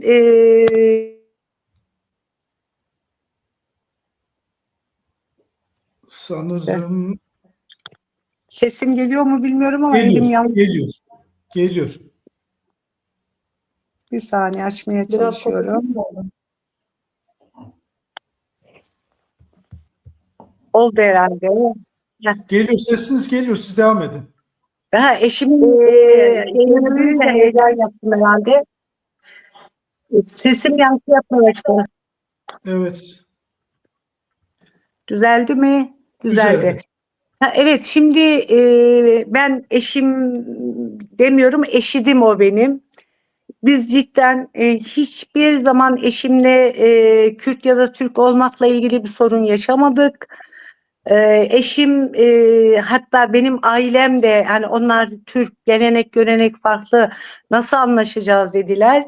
Hatta düğünümüze bir tek bir amcamın oğlu dışında baba tarafından kimse gelmedi. Ama şimdi eşim tüm sülalenin en sevilen damadı. Çok seviyorlar. Eşimi de asimile ettik yani öyle söyleyeyim. İyi bir yani bir Kürt hayranı Asimile oldu. değil de entegre oldu diyelim ona. Hayır yok yok o şeyi esprisi yani. Tabii ki o çok seviyor Kürt halkını, yani Kürtleri çok seviyor. Hiçbir zaman biz bir sorun yaşamadık. Yaşamıyoruz da yani. Güzel. Şeye devam edelim biraz kitabın içinden. Tamam. Ben bazı yerlerde çocukluğumuzdaki hamam ziyaretlerini anlattığınızı okudum. Orada hani böyle hamam ziyareti temizlenmekten çok yasaklı bir oyun alanı gibiydi. Birazcık bunu bize anlatır mısınız? O hani o saatlerinizi, o yaşanmışlıklarınızı. Evet. Çok farklı bir atmosferdi zaten. O zaman evlerde banyo yoktu. Yel değende yıkanacağız kafamıza tas yiye yiye evin ortasında. Ya da hamama gideceğiz ama daha çok çoğunlukta hafta sonu tüm mahalle bohçalarını hazırlar hamama gidilirdi. Tabii hamama gidince de sıcak terlememiz lazım, kirin çıkması lazım, keselenmemiz lazım. Bizim için tam güzel bir kaçamak alanıydı. Biz gider soğuk sularla yıkanır, sulamaca oynardık. Tabii bundan sonrasında hamam taslarını kafamıza yerdik. Terimizi soğuttuk diye. Yani değişik güzel ritüellerdi. Benim çocukluğumda ciddi bir yer etmiş yeri var. Hele bir de gelin hamamına denk geldiğiniz zaman değmeyin keyfinize. Güzel ritüeller. Bir de o zaman hamamdan çıktıktan sonra işte o sıcaktan serin atmosfere çıkıyorsunuz. Bir de kışsa portakal ve simit yemek. Hala o tat damağımdadır ve hala özlerim o tadı. Şimdi Doğru. sizi Bana biraz şeyi çok hatırlattı. Çok yok pardon, şey devam demek edebilirsin. istiyorum hani teşekkür ederim Mehmet arkadaş. Ben de hani birkaç yılımı çocukken köyde geçirdim. Bu hamam meselesini çok detaylı güzel anlatmışsınız. Gerçekten çok hoşuma gitti. Hani çocuk halimizle keyif bulacak, zevk alacak bir alan buluyorduk kendimize. Evet. Hamamda olur, bahçede olur, ne bileyim eski dökük bir evde olur. Bu şekilde okumak beni de o ilk çocukluk yıllarıma götürdü. Güzeldi. Bir de bir arkadaşımız güzel bir yorum yazmıştı. Semra Hanım için. Onu da bir ekrana getirebilir miyiz? Bir yakınınız da hatta. Evet. Ha, Kadife Kadife benim kuzenim Bekmez. Canım Danimarka'da ablamla yaşıyor. evet. Ben Bir kez okuyamıyorum daha da. gurur duydum canım ablamla. Yazdığı kitap sadece bir hikaye değil. Özellikle Kürt kadınlarının yaşadığı acıları, gücünü, sabrını ve mücadelesini yüreğe dokunan bir şekilde anlatıyor. Bugün televizyonda konuk olması da emeğinin ne kadar değerli olduğunu gösterdi. Kalemine, yüreğine sağlık ablam. Nice insan senin satırlarında kendini bulacak. Çok Çok güzel bir yorum teşekkür yazmış. ediyorum Kadifeciğim. O güzel yüreğinden öpüyorum senin. Biz de teşekkür Bu da ederiz kız bu yorum için. kardeşim Sevda Görhan, kız kardeşim. O da bir şeyler yazmış herhalde. İyi akşamlar, iyi yayınlar diliyorum ablam. Sevgiyle kucaklıyorum seni.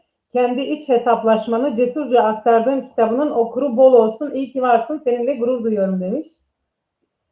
Sağ Çok ol yorum bacım, var. sağ ol. Hepsini belki getiremeyiz ekranına ama birkaç tanesini böyle arada okuyalım. Tamam. Mehmet arkadaşım devam etsin. Buyurun. Ben tekrardan esere dönmek istiyorum. Kitabın bir yerinde kepçeler sadece kerpiçi değil, benim hafızamı da parçalamıştı.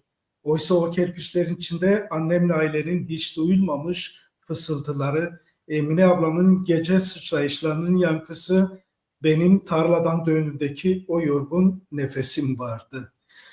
Sizin burada hafızamın parçalanması ifadesiyle anlatmak istediğiniz gerçek ne olabilir?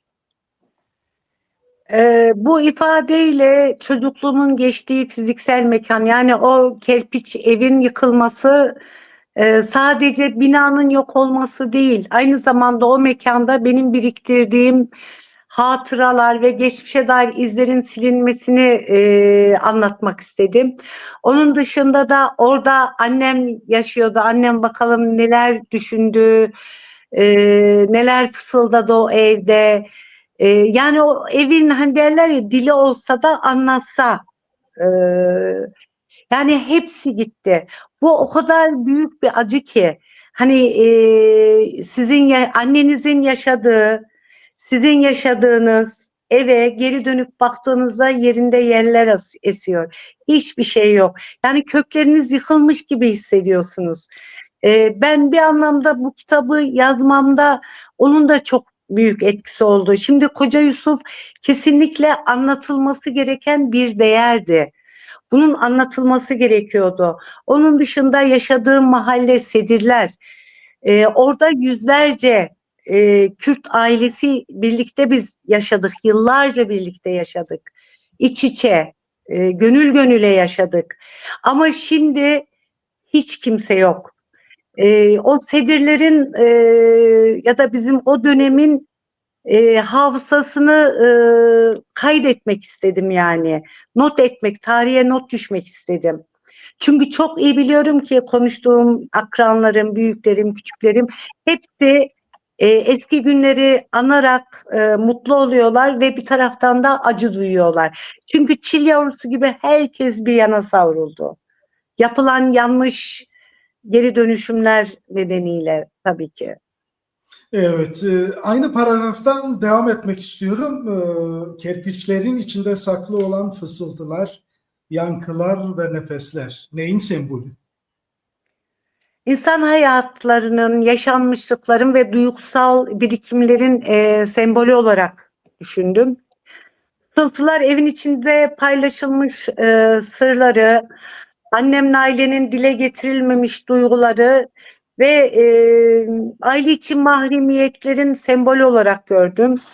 Yankıları da işte Emine ablamın gece sıçrayışlarında olduğu gibi evde yaşanan korkuların, heyecanların, paylaşılan ortak duyguların mekanda bıraktığı izler olarak düşündüm.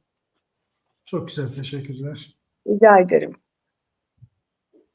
Yani şöyle söyleyeyim, mekanın ruhunu ve o duvarlar arasında geçen her bir anın fiziksel yapılsa bile zihinde yaşayan canlı hatıraları simgelediğini vurgulamak istedim.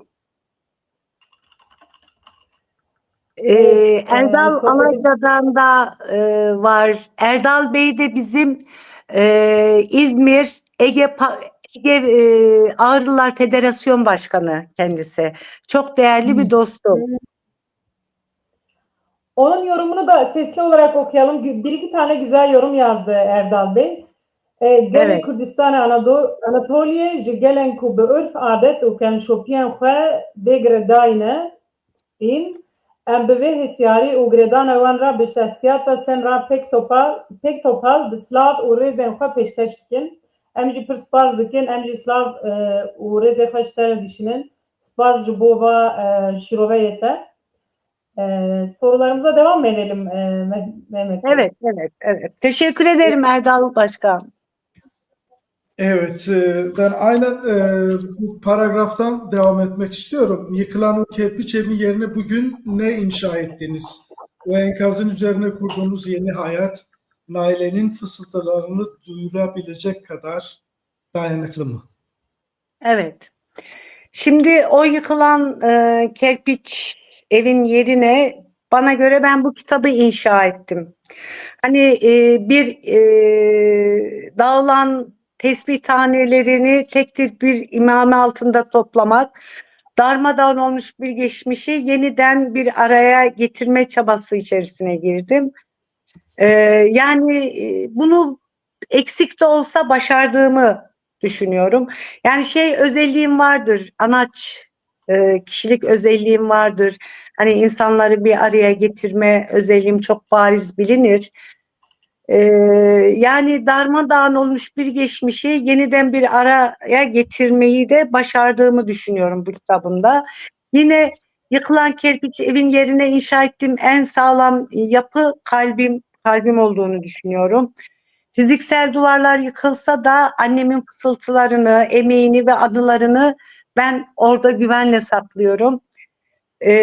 Sözcüklerle ördüğüm bu yuva artık rüzgarda savrulan hatıraların sığınağıdır diye düşünüyorum.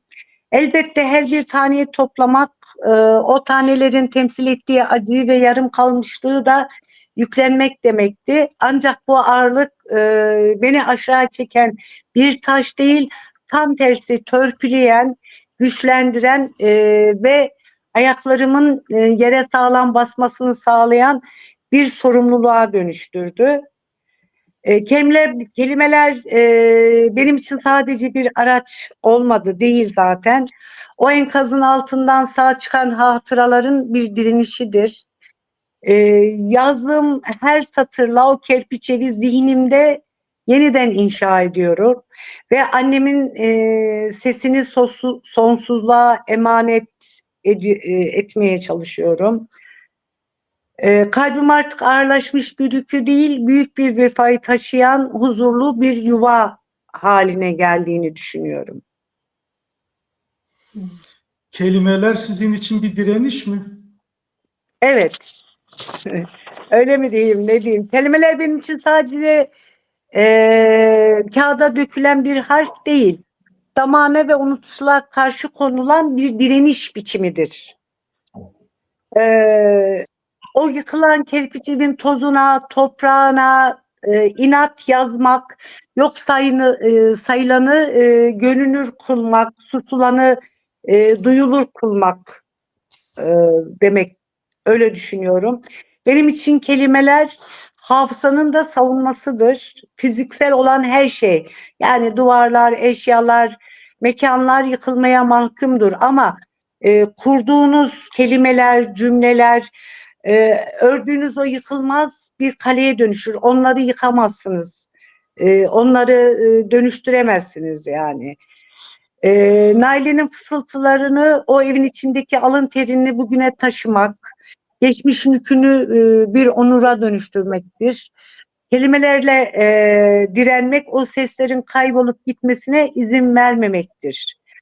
Ben de kelimeleri dediğim gibi tamamen bir direniş aracı olarak gördüm ve direnişi ördüm, örmeye de devam edeceğim. İyi ki yaptınız bunu. Umarım daha da öreriz bu örgüleri, direniş örgülerini. Kürt kadınlarının sembolü de oldu örgüler. Yine kitabınızda kısa bir yazının şeyini soracağım, analizini soracağım, anlamını soracağım size. Dağılan her bir tespit tanesi yaşanmış bir acıyı, yarım kalmış bir ömrü veya bir kadının sessiz çığlığını temsil ediyorsa, tüm bu ağırlığı kendi kalbinizde bir imame gibi toplamak, kalbinizi bir yuva mı yaptı, yoksa onu daha da ağırlaştıran bir kederin merkezi mi kıldı? Evet, evet. Bu toplama çabası kalbimi ağırlaşan bir kederin merkezi kılmaktan ziyade o kederi evcilleştirdim ve anlamlandırdım, bir yuvaya dönüştürdü. Bunu söylemek isterim. Dağılan her bir tespih tanesi dışarıda bırakıldığında sahipsiz birer yükken, onları birer yani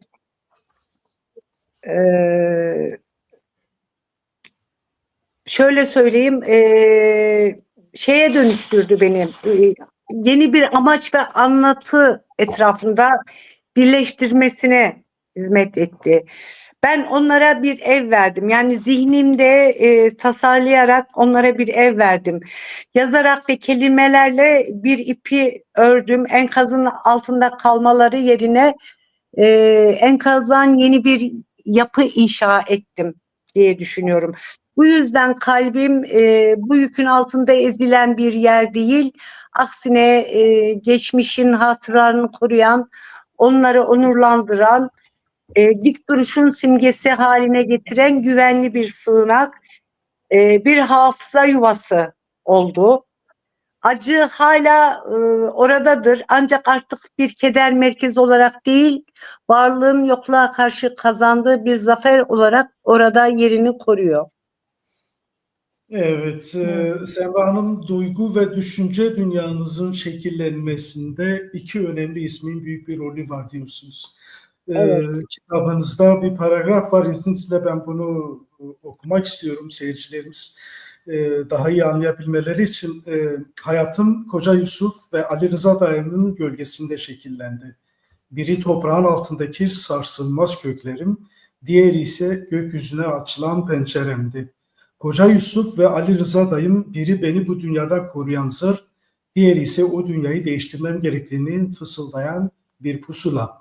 Koca Yusuf benim bu hoyrat dünyadaki meşruiyetimdi. Mahallede yürürken, bir karar alırken ya da okula giderken sırtımı yasladığım o heybetli gölgeydi. Onun desteği sessizdi ama bir o kadar da mutlak bir otoriteye sahipti. O benim Evet. toplumsal arenada başımı dik tutmamı sağlayan kişiydi. Kerpiç evin ara odası gibiydi. Korunaklı, geleneksel, sıcak ve güvenli. Eğer o arkamda durmasaydı mahallenin fısıltıları beni daha lise yıllarında boğabilir, okul yolumu bir mayın tarlasına dönüştürebilirdi. Koca Yusuf Evet. bana hayatta kalmayı ve dik durmayı öğretti. Şimdi bundan hareketle Koca Yusuf sizin meşruiyetiniz ve Evet. hoyrat dünyadaki zırhınızdı. Peki o zırh sizi dışarıdaki fısıltılardan korurken aynı zamanda sizi o kerpiç evin geleneksel sınırlarına mı hapsetti? Bir zırh koruduğu kişiyi ne kadar özgür bırakır? Evet. Evet. Şimdi buna şöyle cevap vermek isterim. Zırh doğası gereği hem bir kalkan hem de bir ağırlıktır. Koca Yusuf'un sunduğu o meşrutiyet ve koruma kalkanı mahallenin fısıltılarına karşı bir inşa ederken o kalenin duvarları aynı zamanda hareket alanımı da belirliyordu. Evet, o zırh beni dışarıdaki mayınlardan daima korudu. Ancak burada asıl özgürlük o zırhın içinde dik durmayı öğrenmekte saklıydı. O geleneksel sınırlar beni hapsetmekten ziyade ayaklarımı basacağım sağlam bir zemin oluşturdu. O zemin üzerinde yükselirken zırhın ağırlığını bir engel olarak değil, beni bu hoyrat dünyada savrulmaktan kurtaran bir çapa görevi gördü. Yani zırh beni dışarıdaki seslerden koruyarak kendi sesimi duymamı sağladı. Belki hareket alanımı o kerpiç evle sınırladı ama o avlunun içindeki gökyüzünü görmemi sağladı ve yani gökyüzüne cesaretle bakmamı, dünyayı değiştirme iradesini bana aşılayan yine o zırhın verdiği güven duygusuydu. Özgürlük bazen korunduğunu bilmenin verdiği o muazzam özgüvenle başlar. Koca Yusuf bana her zaman ben sana çok güveniyorum, çok güveniyorum diyordu. O bana bunu söyledikçe ben hep onun güvenini suistimal etmemek için yoğun çaba içerisine giriyordum. Burada şunu da ben söylemek istiyorum. Hani koruyan zırh. Şimdi Koca Yusuf'un yanında yalnız ben yoktum. Hani işte Emine ablam 4 çocuğuyla birlikte var. Hatice ablam 3 çocuğuyla birlikte var. Dayımın sayısızca çocukları var. Biz hep aynı evde yaşıyoruz. Yani Koca Yusuf onların da dedesi. Ali Rıza Şahbaz onların da dayısı ya da amcası. Ama hani onun bu zırhına sığınan ya da onlardan ilham alan ne yazık ki benim dışımda kimse olmadı. Yani benim gibi bu derece güçlenen, o sedirlerden sıyrılan, tabii ki benden sonra ben kendi dönemimle ilgili söylüyorum. Benden sonra tabii ki oldular. Ama benim dönemimde ne yazık ki onları örnek alıp bu yolu seçenler olmadı. Benden sonra olan ve benden daha ileriye giden yeğenlerim var, yakınlarım var. Benim için yani dediğim gibi daha çok hani çelik bir direniş mi diyeyim, biz şey zırhına, özgürlük zırhına çevirdik onu biz. Anlatabildim mi bilmiyorum ama. Yok, çok güzel açıkladınız. Teşekkürler. Rica ederim. şeyi de söyle, ben de eklemek istiyorum. Hani gerçekten hani bir yolları ilk yürüyen hep en çok zorluğu yapandır ya. Zorlukla Evet, karşı karşıya gelendir. Eminim ki siz de yani o dönemde bu adımları atarak sizden sonrakilere illaki yollar açtınız. İllaki rol model oldunuz. evet. Bir sınırların ne bileyim belli bir kategorinin dışına çıkabilirsin. Yani bunu onların gözünün önüne getirebilmişsinizdir. Bu yüzden de Evet. belki bir sonraki nesiller biraz daha e, kolay, tamamen değil de bazı yerlerde diyelim biraz daha kolay adım atabildiler. Yine Yani güzel bir aynen, yorumunuz var. Pardon, tamam. özür dilerim. Buyurun. Şimdi Şu dedim yorumu yani ben çok zorlanarak hani okudum. Evet. Ve gerçekten bunun şeyini çok yaşadım. Yani arkadaşlarım aileleri yanımdan uzaklaştırıyorlardı sırf ben okula gidiyorum diye. Bunlar çok acı veriyordu bana. Evet. Ama daha sonra o kadar güzel örnek oldum ki benden sonra gelen gerek kuzenlerim gerek komşularımız çocuklarını okuttular. Onlara ışık oldum. Bu da beni her zaman onurlandıran ve sevindiren bir olay. Evet, şunu da söylemek istiyorum. Hani bazı kadınlar bu kadar büyük bedeller verirken hani liseye gitmek bile çok büyük bir meseleydi. Kitabınızda da anlatıyorsunuz. Evet, Hatta evet, evet. tekrar başlamışsınız. Yanınızda dedenizle okula gitmişsiniz. Yani bir savaş gibi. O kadar zor okula Aynen, gitmek. Biraz da bu nesil bazen bana geliyor. Hani sanki bunun kıymetini bilmiyorlar yani. Liseye gitmek, evet, okuyabilmek, çalışabilmek bunlar önemli, değerli özgürlükler. Biraz da bunlara sahip çıkıp aynen. kıymetini bilip içini doldurmak gerekiyor. Bir kadın Kesinlikle. olarak bunu eklemek istiyorum. Şu yorumu da okuyalım. Zelal yazmış. Ablam pes etmeyen, kalbinle bu kitabı yazman bile bir zafer. Senin mücadelen hem ilham hem güç veriyor. Bu sadece bir kitap değil, senin hikayen. Gurur duyuyorum seninle. Bilmiyorum, yakının mı? Zelal diye bir seyircimiz yazmış. Yani İzleyicimiz. Zelal'imiz çok ama kim bilemedim açıkçası. Selamlar, saygılar, teşekkür ederim. Gene bir izleyicimiz yazmış. Bunu da okuyayım, sonra sorumuza geçelim. Kitabı değil, yılların emeğini ve inadını okuyacağız. Mücadeleci bacım, kaleminden de yüreğin kadar güçlüsün. Yolun açık olsun. Bu Ee, kim? Ben bir, okuyamıyorum da. Zeynep Koç diye bir Ha, izleyicimiz ablam, yazmış. ablam. Teşekkür ederiz ablana bu güzel yorumu için. Teşekkür Bir ederim. sonraki sorumuza dönelim. Şimdiki meşruiyetiniz nedir? Ne ve kimdir? Meşrutiyetiniz nedir? Soruyu anlayamadım. Hani şimdi Koca Yusuf benim meşrutiyetimdi diyorsunuz ya. Ha, ha, ha, ha. Tamam, Şimdiki pardon. meşrutiyetiniz kim veyahut da ne? Şimdiki meşrutiyetim kendi sesim ve kendi eylemlerim. Yani kendi davranışlarım, öyle söyleyeyim. Tamam, geçmişte meşrutiyetim mahallede arkama aldığım o heybetli gölge, yani Koca Yusuf, ya da zihnimi açan o cesur pusula Ali Rıza dayımdı. Ama şimdiki meşrutiyetim artık yani kimsenin koruması altında değil, kendimim, kendi sesim ve kendi eylemlerim, kendi emeğim, yazılarımdaki dürüstlük ve savunduğum değerlerdir kendi meşrutiyetim. Evet. Ee, evet, bugün beni toplumda meşru kılan sadece birinin kızı ya da yeğeni olmak değil, kadınları hakkında, kadınlar için verdiğim mücadele, kendi hikayemi ve başkalarının direnişini kağıda döken kalemim ve o kerpiç evden aldığım dik durma dersini bugünün modern meydanlarında bir eyleme dönüştürebilme irademdir. Meşrutiyetim o tozlu yollardan öğrendiğim vefadır. İstanbul meydanlarında filizlenen sorgulama yeteneğimdir.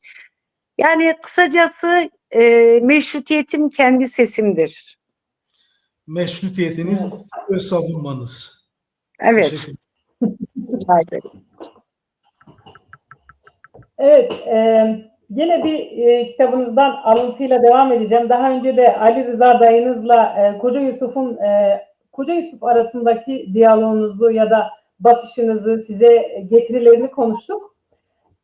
Ali Rıza dayım ise kerpiç evin pencerelerini ardına kadar açıp içeriye taze, hırçın ama umut dolu rüzgarlar taşıyan adamdı. Koca Yusuf beni mahalleye karşı korurken dayım beni kendime ve zihnime karşı uyandırıyordu.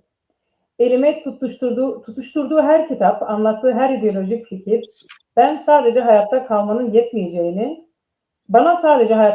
yetmeyeceğini, aynı zamanda hayatı değiştirmek gerektiğini de gösterdi.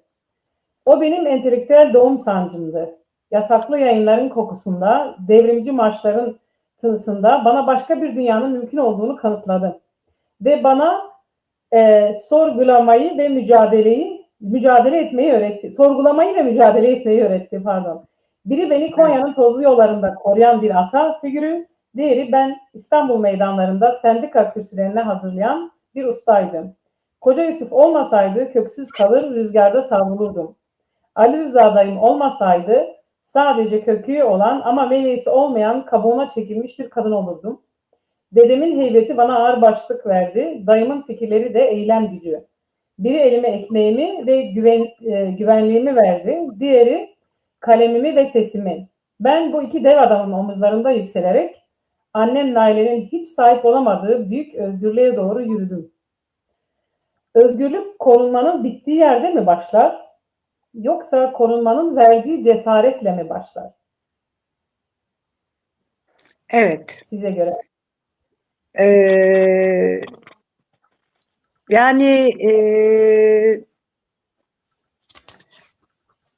Bir daha kaçırdım. Kafam dedim ya çok yoğun bugün. Bir daha tekrarlayabilir misiniz? Yani sorum şu, özgürlük, hani diyorsunuz ya, biri beni korudu, biri bana kendimi bulmayı, özgürleşmeyi öğretti. Size göre özgürlük korunmanın bittiği yerde mi başlıyor? Yoksa korunmanın verdiği cesaretle mi başlıyor? Yani bu ikisi arasında bir çelişki var mı? Yani hani tavuk mu yumurtadan çıkar, yumurta mı tavuktan çıkar kadar yani benzetebiliriz bunu. İkisi zaten birbirini besleyen olgular. Cesaret olmasa mücadele olmaz. Yani ikisi birbirini tamamlayan şeyler diye düşünüyorum yani. Bugün eğer Koca Yusuf'un o koruyucu gölgesi olmasaydı, beni hayata hazırlamasaydı, Ali Rıza dayımın o entelektüel birikimi beni mücadeleye hazırlamasaydı, ben belki bugün bu gücü bulamayabilirdim. Bugün bu duruma gelemeyebilirdim, bu derece güçlenemeyebilirdim diye düşünüyorum. Yani ikisi birbirini tamamlayan şeyler diye düşünüyorum. Belki biraz dengeli de olması gerekiyor, değil mi? Korunmanın çok fazlası Evet. da sınırlar, öldürür insanı, boğar insanı. Evet, evet. Şey de öyle, özgürlük de öyle. Biraz dengeli Evet. olması daha güzel. Sabri Yılmaz bir yorum yazmış. Ona bakabilir miyiz? Hem akrabamdır hem de yorumu da güzeldi. Onu da okuyabiliriz. Tabii ki. İnkar edilmiş bir halkın edebiyatını, şiirini, sanatını, müziğini yapmak çok önemli. Eğer bunu bir kadın yapıyorsa 2 kat önemli oluyor. Çünkü Kürt kadınları hem sistemin hem de ailenin çok katı kural ve törelerine karşı bir mücadele verdiler ve veriyorlar. Semra Hanım'a başarılar diliyorum. Size ve seyircilere selamlar. Evet. Evet. Evet, biz buradan Ali Rıza dayınızla devam edelim. Ali Rıza'yı tanıtırken entelektüel doğum sancım diye belirtiyorsunuz. Bir insanın zihninin uyanışı her zaman bir sancıyla mı gelmek zorunda? Dayınızın pencereleri açıp içeriye doldurduğu o hırçın rüzgarlar, Koca Yusuf'un kurduğu o sıcak ve güvenli yuvayı bazen üşütmedi mi? Bazen tabii ki üşüttü, sıkıntılar yarattı, yaratmadı değil. Çünkü dayımın gençlik yıllarının büyük bir bölümü cezaevinde geçti. Hem de 12 Eylül'ün en katı cezaevlerinde direnişlerle tek tip elbise direnişi, işte ölüm orucu direnişleriyle geçti. Bunlar da aileye, bize tabii ki yansıdı. E, Yani şöyle söyleyeyim, o sancı bizi üşüttü, üşütmedi değil. Ama biz onu neden yaptığını biliyorduk. Yani insanlığın e, daha iyi koşullarda, hani benim o zamanki basit olarak algımla, işte zengin fakir olmayacak, herkes eşit olacak. Dayım eşit bir dünya yaratmak için mücadele ediyor diye düşünüyordum. Ve dayımı çok haklı görüyordum. Koca Yusuf da aslında tamam, hani biraz tepkisi vardı ama içten içe de dayımla gurur duyduğunu çok iyi biliyorum. Dayım Elazığ cezaevindeyken bir mektup göndermişti, hiç unutmuyorum. Onu okurken burun delikleri inip inip çıkıyordu, yani hiç gözümden kaçmamıştı. Hatta gözlerinden yaş da gelmişti. Ondan gurur duyduğunu biliyorum. Mesela bir adi suçtan yargılanan bir dayım vardı. Onu hiç sahiplenmedi. Yok saydı yani. Ama Aliza dayımdan gurur duyduğunu şöyle de biliyordum. Ona harçlık gönderiyordu mesela. İlgileniyordu. Diğer dayıma hiçbir şey yoktu. Evet. Yine aynı konudan devam edelim. Mesela şeyi, hem dayınızı hem dedenizi böyle güvenilir ve hani size zırh olmuş kişiler olarak hatırlamanız ve içinizde taşımanız gerçekten çok güzel bir şey. Belki de her çocuğun, Evet. bir yandan eksik olduysanız da bir yandan da sanki yanınızda size güven verebilecek, destek olabilecek, sevgi Evet. vermiş insanlara da sahip olmuşsunuz. Bugün ulaştığınız özgürlüğü düşünürsek, hala bu iki dev adamın elini sırtınızda hissediyor musunuz? Yoksa artık demin söylediğiniz gibi sadece Semra mısınız ya da Naile'nin kızı mısınız? Evet. Ulaştığım bu büyük özgürlük aslında o iki dev adamın omuzlarında yükseldiğim bir zirve değil. Onların açtığı yolda kendi ayaklarımın üzerinde durma cesaretidir. Hani az önce de anlattım, yani benim gibi bir sürü torun vardı, şey vardı ama hani bunu başaran bendim. Yani bu cesareti, bu özgürlüğü, ayaklarının üzerinde durma cesaretini gösteren bendim. Bugün sırtımda Evet. o elleri, evet, hala hissediyorum. Ancak bir destekten ziyade bir emanetin sorumluluğu gibi de hissediyorum. Onlar beni bu yola hazırladılar. Evet, sulayı elime verdiler ve sonra kendi hikayemi yazmam için geri çekildiler bana göre. Şu an sadece kendi başıma yürüdüğümü söylemek beni ben yapan en muazzam birikime de haksızlık olur tabii ki. Ama evet, bugün artık en çok Naile'nin kızı olarak yürüyorum. Çünkü Naile'nin kızı olmak, hem köklü geleneğin direğini taşımak, hem de geleneğin içinden süzülüp gelen bir kadının sesini dünyaya duyurmak demek. Kendi başıma yürüyorum ama yalnız değilim. Her adımımda Naile'nin sabrı, Yusuf'un heybeti, Aliza dayımın ışığı var. Ama en önemlisi de yanımda eşim var, çocuklarım var, kızlarım var.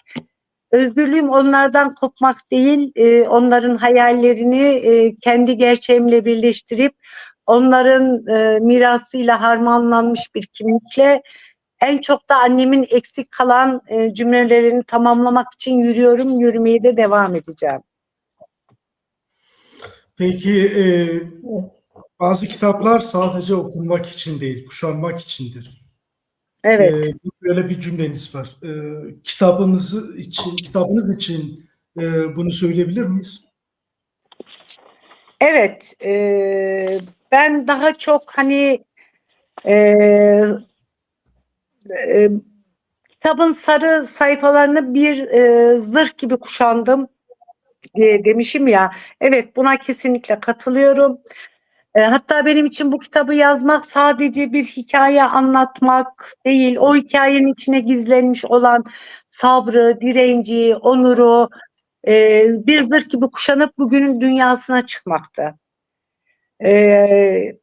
Bu kitabın bir anlam taşımasını arzuladım.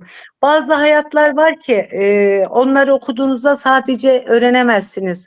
O hayatın içindeki mücadele sizin omurganız olur, sesiniz olur. Ben o gece o sarı sayfaları bir sır gibi kuşanırken aslında yalnız değildim.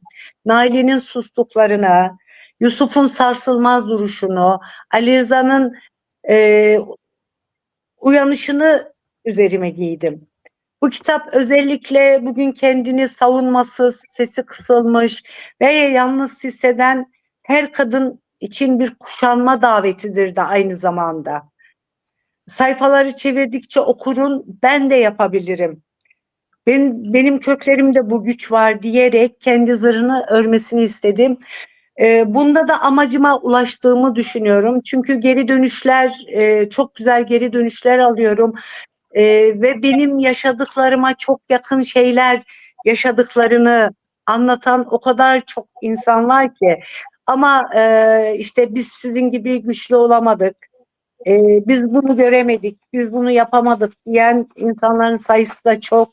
Eminim bunu da okuduktan sonra, bu kitabı okuduktan sonra onlara bu pusula olacak diye düşünüyorum. Ve Evet. ben de amacıma ulaşmış olacağım. Ben hemen şunu sormak istiyorum. Kitabınızın bir bölümünde aynen şunu aktarıyorsunuz. Biz Naile'nin yetimleri, onlar Türkan'ın evlatları. Evet. Ama aslında hepimiz bu toprakların o değişmez kız kısmıdır cümlesinin mağdurlarıydık. Evet. Peki soruyorum, bu günümüz siyasetinin de en büyük paradoksu değil mi? Toplumu ideolojik Yani, kamplara bölen mekanizma nedir? Aynı evet. acıları yaşamamıza rağmen bizi birbirimize ötekileştiren siyasi çıkar ne? Aynen katılıyorum. Toplumu ideolojik olarak bölen temel mekanizma kadın kimliğinin ortak sorunlarını görünmez kılan yapay kutuplaşmasıdır. Yani kutuplaşmadır. Hani daha önce de bahsettim ya, bilerek kadınlar bir araya gelmesin diye kadının kurdu yapıyorlar diye. Şimdi yani üveylik özlük meselesinde de ne yazık o da ideolojik olarak bu mekanizmayı yürütmeye çalışıyorlar. Metinde de vurguladığım gibi kadınlar aynı adaletsizliğin içinde aynı kız kısmıdır kalıbıyla baskılanırken siyasi mekanizmalar da bu acıları ortaklaştırmak yerine onları ayırarak, yani işte şunun Naile'nin çocukları, Türkan'ın çocukları diye ayırmayı, yönetmeyi tercih ederler. Hani hep deriz ya, egemenler işte böl, parçala, yönet taktiğini uygularlar.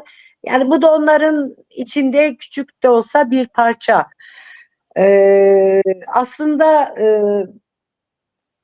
en büyük paradoks kadınların birbirine üvey gibi bakması sağlanırken aslında hepsinin aynı adaletsizlik rahminde birleşmiş olmasıdır. Siyasi çıkar kadınların bu ortak rahimden gelen kardeşliğini fark etmemesi üzerine kuruludur. Çünkü kadınlar güçlerinin ve ortak acılarının farkına varıp kendi zırhlarını örmeye başladıklarında onlar kız kısmıdır diyerek zemini kurduktan sonra kız kısmıdır diyerek eve veya belirli ideolojik kalıplara hapsetmek onlar için daha mümkün ve daha kolay olacaktır. Bizi birbirimize ötekileştiren siyasi çıkar toplumun yarısını oluşturan kadın iradesini de modern zamanın fırtınalarına karşı bir kale oluşturmasına da engel olma çabası içerisindedir. Çünkü çok iyi bilirler ki bir kadını eğitirseniz tüm toplumu eğitirsiniz. Bir kadını, yani kadınların birleşen gücü egemenlerin en büyük korkusudur. O yüzden bizim bir araya gelmememiz için de onlar için ne mümkünse mübahtır, yaparlar, yani yapıyorlar. Evet. Mesela hala günümüzde bu hani egemenler henüz tam da bu gerçekliklerle yüzleşmiş diyemeyiz aslında. Evet. Hala günümüzde de yani diyoruz ya çiçeklenmesine, açmasına izin vermediğimiz birçok toprakta birçok kadınımız, kızımız var. Bu kitabınızın mesela özellikle kadınların okumasını ister misiniz? Veya onlara ne gibi bir mesaj vermek istersiniz? Ben zaten kesinlikle mesela bugün bana bir kadın bu benim başucu kitabım olacak dedi. Okumuş, çok etkilenmiş, başucu kitabım olacak dedi. Ben hani o kadar tabii iddialı şey yapmıyorum ama bunu tüm kadınların mutlaka okuması gerektiğini düşünüyorum. Evet. Egemenlerle biz ne zaman yüzleşeceğiz? Yani kadınlar olarak ideolojik barajları yıkıp yabancı veya öteki olmadığımızı, adaletsizliklere karşı tek cephe olduğumuzu haykırdığımız günle yani yüzleşmek zorunda kaldığımız gün birbirimizi üvey, öz, sunni ideolojik sözcüklerle, gruplarla ayrıştırmadığımız zaman, bir araya gelmeyi başardığımız, becerdiğimiz zaman ortak acılardan doğan sessiz kardeşliği sokağa, mücadeleye taşıdığımız zaman ancak bu egemenler gerçeklerle yüzleşecekler. Onlar bizim hep sessizliğimizi kendi hayırlarına yorarlar. Ama her karanlığın sonu mutlaka aydınlıktır. Yani şafağın sökeceği an sabaha en yakın an gecenin en karanlık anıdır diye bir söz var ya. Bu da böyledir. Yani biz mutlaka bir arada durmayı başardığımız zaman egemenler de gerçeklerle yüzleşebilecekler diye düşünüyorum. Semra Hanım, yoruldunuz mu? Biraz yoruldum. Evet, zor kuruyorum cümleleri artık. Suyum da bitti. Tamam, biz o zaman yavaş yavaş bitirelim. Yalnız kitabımızın sonlarında bir cümleniz, daha doğrusu birkaç cümleciğiniz var. Biz yenilmedik, biz kaderimizi baştan yazdık, biz kazandık diyorsunuz. Evet. Gerçekten kazandık mı? Hala Gülistan okular, Rojvelat Kızmazlar ölürken ya da öldürülürken bir kazanımdan bahsetmek mümkün mü? Evet, evet. Ee, Burada kastettiğim şey tabii ki nihai ve kusursuz bir toplumsal zafer değil. Kesinlikle öyle anlaşılmasın. İradenin teslim alınamamış olmasıdır. Yani benim irademin teslim alınmaması. Yani ben düzene teslim olmadım. Ben irademi teslim etmedim demek istiyorum. Yani benim şahsi kazanımım sadece bir kadının başarı hikayesi değil, Naile'nin susturulduğu, Türkan'ın evlatlarının ötekileştirildiği bir iklimde hayır, buradayım diyebilme cesaretidir. Bu kazanım Gülistan Doku'nun akıbetini sormaktan, Rojvelatların davasını gütmekten vazgeçmeme iradesidir. Eğer biz kalemimizi bırakırsak, eğer biz yenildik diyerek köşemize çekilirsek o zaman asıl kaybı yaşarız diye düşünüyorum. Mücadele bir bayrak yarışıdır. Gülistan Dokular, Rojvelatlar, getirdiğimiz tüm kadınlar bizim en derin yaramızdır. Onlar aramızda yokken her şey bitti. Kazandık demek büyük bir yanılgı olur zaten.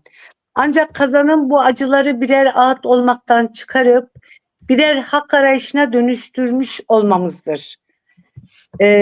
Eskiden sessizce gömülen acılar bugün meydanlarda biliyorsunuz yankılanan birer isyana dönüştü. Toplumsal kazanım da tam olarak budur zaten. Artık hiçbir kadın yalnız olmadığını, aynı adaletsizliğin rahminde birleştiği milyonlarca kız kardeşi olduğunu bilmelidir. Yani kadınlar yaşadıkları şeyin artık bir kader olmadığını, bize dayatılan bir kader olmadığını bilmeliler. Karanlıklarla mücadele etmeliler. E, Yani seslerini duyurmalılar ve sürekli dayanışma içerisinde olmalılar diye düşünüyorum. Kazandık sözü yani bir sonuç değil, bir kararlılık beyanıdır. Yani son olarak bunu söylemek istiyorum. Evet. Biraz o zaman biz birer tane son soru soralım. Tabii Ondan ki. sonra da kapatmaya götürelim. Mehmet arkadaşım bu bir önceki soruyu sorsun. Hangi soruyu? Dur, tamam. Annem Naile dilsiz öldü. Ben ise dünyayı yerinde oynatacak bir sesle haykırıyorum. Bir kadın ayağa kalktığında aslında tüm dünya ayağa kalkar. Roman boyunca Evet. susturulan kadınlar var. Peki bugün Semrat Pektopal en yüksek sesle neyi haykırmak istiyor? Sessizliğin bir yazgı olmadığını, sessizliğin parçalanması gereken bir pranga olduğunu haykırmak isterim. Bugün hala mutfakta, fabrikada, ofiste, sokakta sesini duyurmaya çalışan milyonlar var. Ben bugün şunları haykırıyorum. Yalnız değilsiniz. En yüksek sesimle her kadına yaşadığı acının sadece onun suçu veya kaderi olmadığını, aynı adaletsizliğin rahminde gelen devasa bir kız kardeşlik ağının parçası olduğunu söylemek istiyorum. Tamam, Naile annem dilsiz öldü ama onun dilsizliği bir yenilgi değildi. Benim sesim içim birikmiş bir güçtü. Bugün haykırdığım her kelime onun ve onun gibi susturulan tüm kadınların ödenmemiş borcudur. Biz susturulanların ahını yaşayanların eylemine dönüştürüyoruz. İrade biziz. Haykırıyorum ki bir kadın ayağa kalktığında sadece kendi zincirlerini kırmaz. Dokunduğu her hayatı, içinde bulunduğu her mahalleyi ve nihayetinde tüm dünyayı ayağa kaldırır. Biz artık başkalarının yazdığı hikayelerin kurbanı değil, kendi kaderimizin yazarıyız, kendi kaderimizin öznesiyiz. Bugünün dünyasına haykırdığım en net cümle şudur: sessizlik gitti, artık fırtınanın ta kendisiyiz. Fırtınanın ta Evet. kendisiyiz. Gerçekten çok Evet. güzel. Ben son iki tane küçük sorum var. Biraz sizin şahsi anlatımınızla, hikayenizle alakalı. Çok toplumsal konuştuk bu son sorularda. Şu an anneniz size ya da evet siz annenize bakıyor olsaydınız, başardım anne diyebilir miydiniz? Evet. Ee, evet, başardım anne diyebilirdim. Hani kısa cevap istiyorsanız evet anneciğim ben başardım. Ama bunu başarırken senin için de başardım.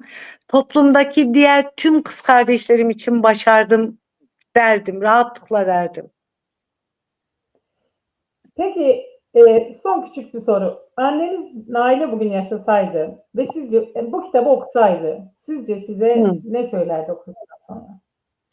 Ne verdi bana? Önce kitabı kapatır, gözlerimin içine derin derin bakardı ve bana teşekkür ederdi. Benim susan dilim olduğun için, söyleyemediklerimi söylediğin için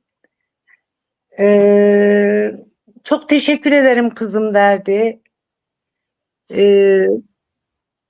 Gözlerimdeki o son bakışı pusulaya dönüştürüp yolunu bulduğun için artık huzurluyum derdi. Yalnızca benim değil, seninle aynı adaletsizliğin rahminde birleşen tüm o kız kardeşlerin elinden tuttuğun için seninle gurur duyuyorum derdi. O bana başardım dememe gerek kalmadan sadece saçlarımı okşayarak biz kazandık Semra derdi.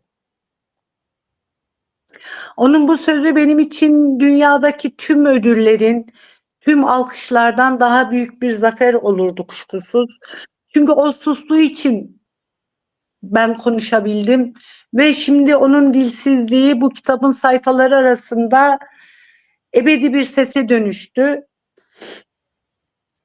Bu kitap sadece benim değil, onun dilsizliğinin bu dünyaya bıraktığı en güzel mirastır. Öyle olduğunu düşünüyorum. Evet. Evet, gerçekten Çok çok güzel güzel duygu. anlattınız. Ben de duygulandım gerçekten. Ee, Semra Hanım, gerçekten çok güzel bir sohbet bugün gerçekleştirdik. Yüreğinize, duygu ve düşüncelerinize sağlık. Biz içimizi açtık, siz içinizi döktünüz bugün. Gerçekten çok teşekkür ederiz. Naile'nin dilsizliği öldüğü bu dünyada kızı bugün dünyayı yeniden yerinden oynatacak bir sesle haykırıyor. Belki hala eksik bir yanımız var. Belki hala tuz kokuyor. Ama artık pusulamız net. Bir kadın ayağa kalktığında aslında bütün bir tarih ayağa kalkar. Biz yenilmedik. Biz o yarım kalan ömürlerin baharını kalemimizle, direnişimizle baştan yazdık. Kelimelerin dindiği, eylemin başladığı yerdeyiz. İyi akşamlar. İyi akşamlar. Çok teşekkür ediyorum.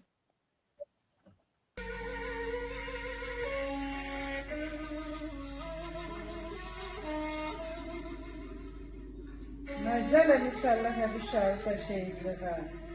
Gül dihatı darısteli otluğa.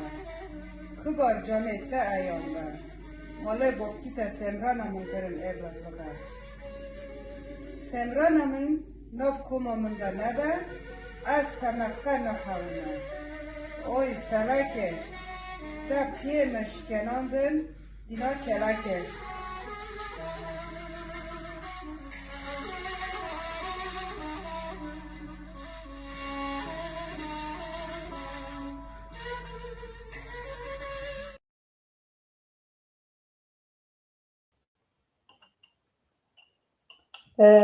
Ben sadece şunu ekleyecektim arkadaşlar, sevgili izleyicilerimiz, seyircilerimiz.